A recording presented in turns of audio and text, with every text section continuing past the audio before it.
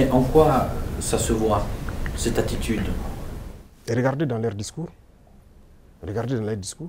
Même le président français, toujours dans ses discours, les jeunes Africains sont influencés par la Russie. Il le dit.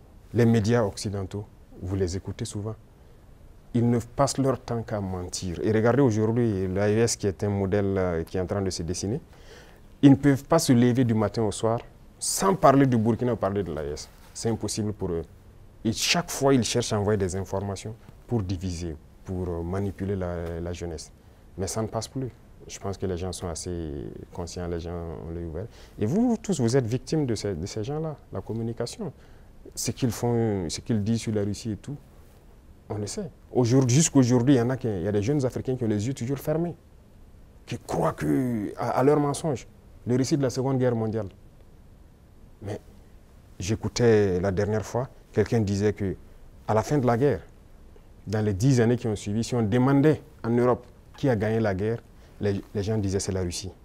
Mais aujourd'hui, si vous demandez en Europe qui a gagné la guerre, ils vont dire que ce sont les Occidentaux. Par la communication, ils ont réussi à renverser l'histoire. Et l'histoire africaine aussi, ils ont tout manigancé pour faire passer les mensonges. Et ça fait que les jeunes Africains, certains ne connaissent même pas l'histoire de l'Afrique. Qu'est-ce que l'Afrique a fait? Certains ne savent même pas que nos grands-parents ont combattu, ont été mis à l'avant comme chair à canon. Et au retour, ils les ont tués comme des animaux.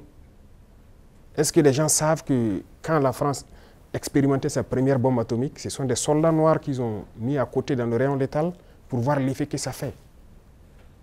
Sortons les archives. Tout ce qu'ils ont utilisé contre l'Afrique, c'est terrible. Donc il y a tout ça qu'il faut communiquer pour que les jeunes Africains comprennent, parce qu'il y a beaucoup encore endormis qui continuent de communiquer pour les impérialistes. Ce qu'ils les disent de dire, ils le font. Peut-être parce que, voilà, ils les donnent quelque chose, je ne sais pas. Mais l'Africain doit comprendre son histoire, se réveiller.